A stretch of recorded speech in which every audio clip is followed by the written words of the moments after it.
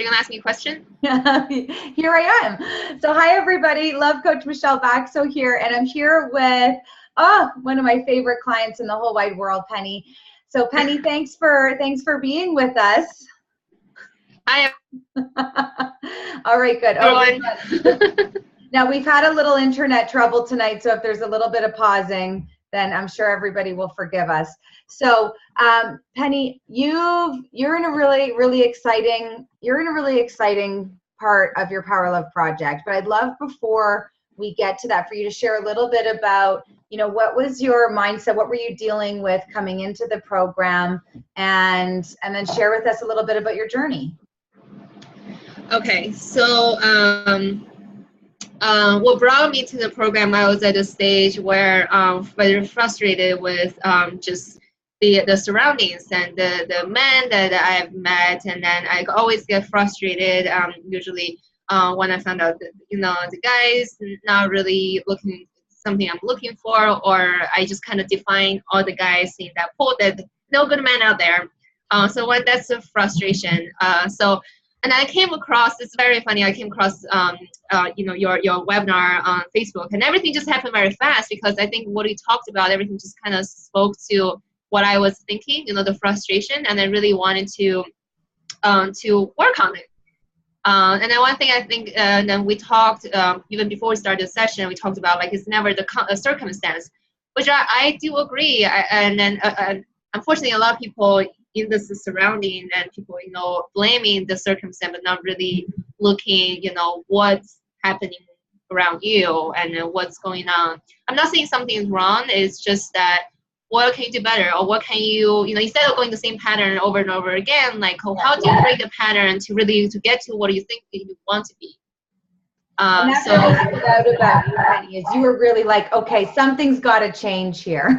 You were like, I'm clear, something's got to change, and I have a say in me, so let's do this, right? It was really great. Yeah, and then I'm always the person that, up for improvement and working some, not like fixing things, but then I feel like you can always be a better person, something, you can always work on. And particularly for me, personal life has been just wasn't great. And then I, growing up, had some issue talking to guys, and just the way that I was brought up in a conservative family. So I kind of had to learn my about guys in my maybe starting early 20s, which is pretty late for a girl, I think.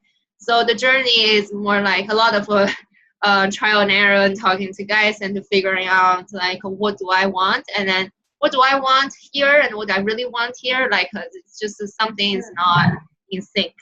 Sometimes I used to have this idea like, oh, you never know who you're going to meet, and then always maybe give a shot for the wrong guys. That may be like one of the thing. Always justifying something that's really not right, and then you're so blind and so stubborn. That's also me. So that's why, not being on the journey with the right person. That's why leading to the right relationship and the right guy.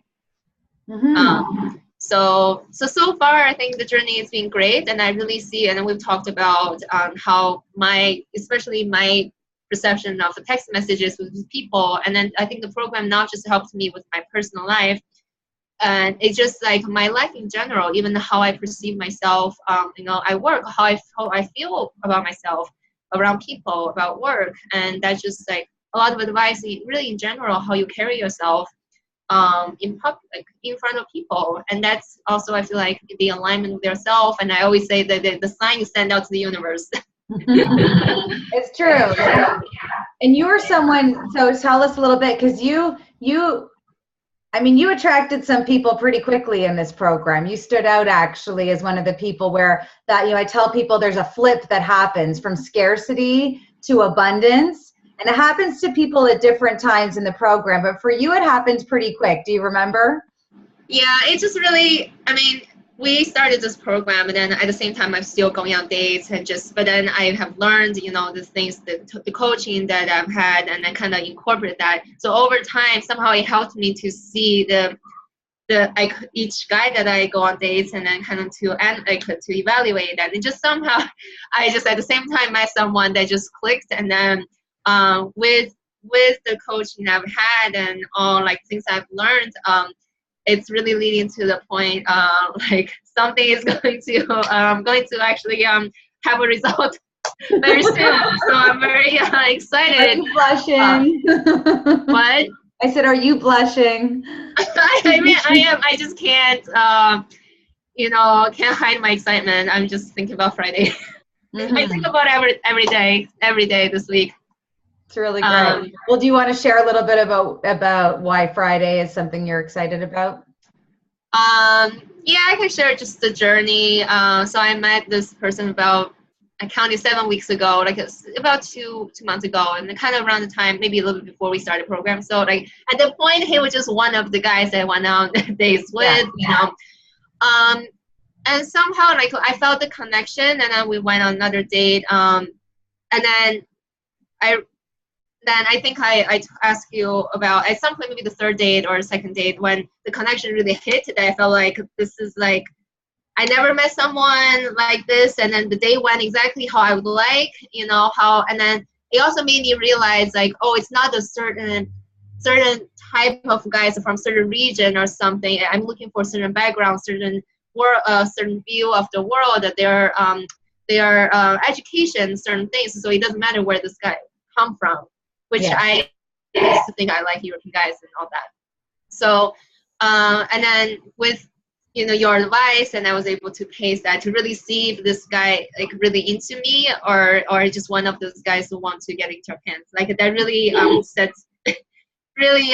of set him apart. I was able to see he just likes me for who I am, and then he doesn't mind to wait. We just hang out, and he went on vacation for 2 weeks, so we were texting every day. Then he came back, but then I left for work. For work again. I was away for a week, so we didn't see each other for 3 weeks. So that in a way, that kind of the emotion just kind of built up. We really liked each other. That's why we were still talking even without seeing each other for 3 weeks. Until last Thursday, we met each other. We discovered more about each other, and then we even revealed our family drama. I didn't tell you that, but so all these fans connection, and then just escalate to the point that I had to really ask him if I should stop seeing other guys, and then his response was, "It's up to you. I'm not seeing anyone." So I told him I will get back to him in a week. Yeah. So give me time to. She's making him sweat for a week, right? Let him give me time to think, to process that. Let him work for it. It's really great. And so Friday. Yeah, I made that joke, right? Like we're making him sweat, but I don't want to step over.